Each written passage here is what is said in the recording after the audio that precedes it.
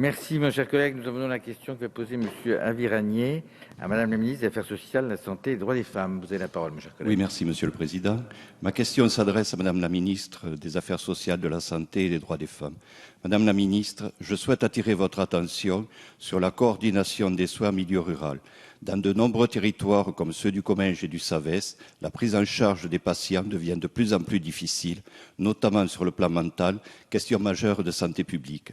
C'est le cas en particulier des personnes vulnérables, qu'elles soient âgées, atteintes de maladies chroniques, sans famille proche ou plus généralement en grande difficulté sociale. La perte ou tout au moins le délitement des liens sociaux, notamment chez les plus âgés, entraîne des états d'anxiété, d'angoisse qui portent atteinte à leur santé. Éloignées des centres urbains et de leurs infrastructures, ces personnes se retrouvent isolées parfois fortement, en dehors de toute prise en charge sociale et médico-sociale globale. L'isolement renforce le sentiment de solitude éprouvé par ces personnes et génère souvent un état dépressif. L'inquiétude inhérente au vieillissement, à la maladie ou à une situation sociale précaire se trouve donc accentuée par la perte des relations sociales. L'état dépressif qui en résulte entraîne généralement une dégradation de la santé de ces personnes. Or, la réponse est souvent d'ordre médicamenteuse, alors qu'un accompagnement global pourrait mobiliser des réponses plus diversifiées et mieux coordonnées.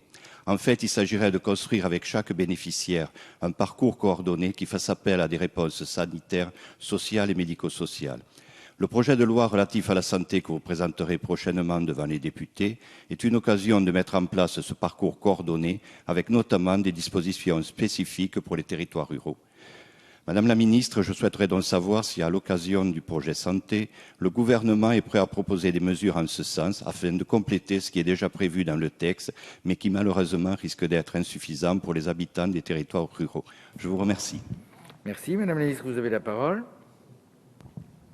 Merci, Monsieur le Président. Monsieur le député Joël Aviragnet, vous m'interrogez sur les mesures du projet de loi santé présenté par Marisol Touraine le 15 octobre dernier et dont la discussion viendra prochainement dans cet hémicycle, en tous les cas je l'espère, en début d'année prochaine. Et vous avez raison, un des objectifs de ce texte est précisément de mieux accompagner les personnes dans leur parcours de santé, en particulier les personnes qui ont des pathologies chroniques et multiples, qui peuvent s'accompagner, comme vous l'avez très bien souligné, à la fois de problèmes de dépression ou d'autres pathologies d'ordre mental et également de problèmes sociaux, parce que bien souvent, effectivement, le fait d'avoir une maladie chronique peut entraîner toutes ces conséquences. Et un accompagnement global qui aiderait les patients à faire face à chaque nouvelle étape d'une maladie évolutive, à s'orienter aussi dans le système de soins, parce qu'effectivement, il est parfois complexe, en leur dispensant des informations, des conseils et un soutien, j'insiste sur le soutien, eh bien, serait très utile pour éviter les ruptures. À cette fin, donc, l'article 22 du projet de loi santé vise à permettre la possibilité d'expérimenter des dispositifs d'accompagnement. Expérimenter parce que, pour le moment, ce n'est pas quelque chose qui coule de source. Et donc, il faut donc expérimenter différentes initiatives pour pouvoir décider quelle est la meilleure méthode.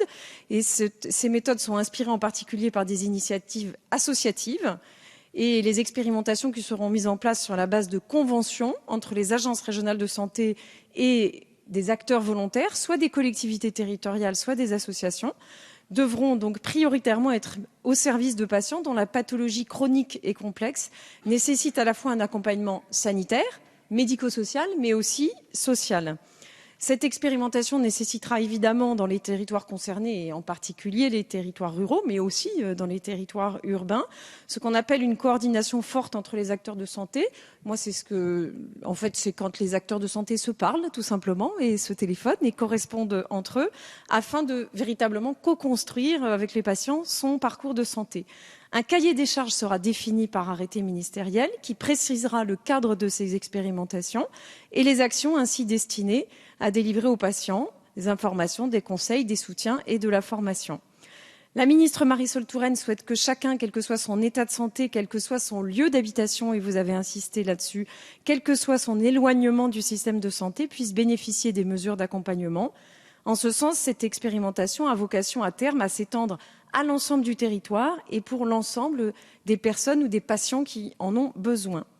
Monsieur le député, je veux préciser que la philosophie de ce projet de loi et de cet article en particulier traduit la volonté du gouvernement de lutter contre toutes les inégalités de santé, qu'elles soient sociales ou qu'elles soient géographiques. C'est bien notre priorité.